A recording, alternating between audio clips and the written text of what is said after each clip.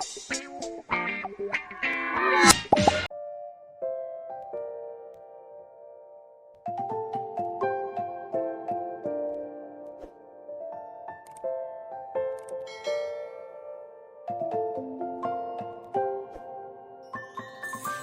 many places still undiscovered, but you're stuck in a blast of yesteryear.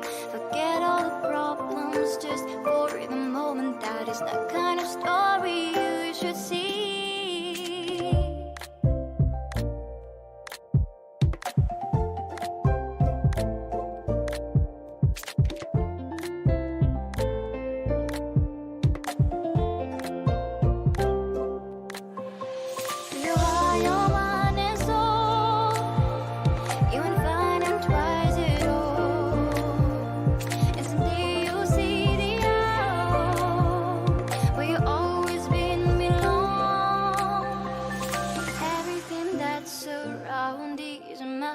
Just open the eyes of your own.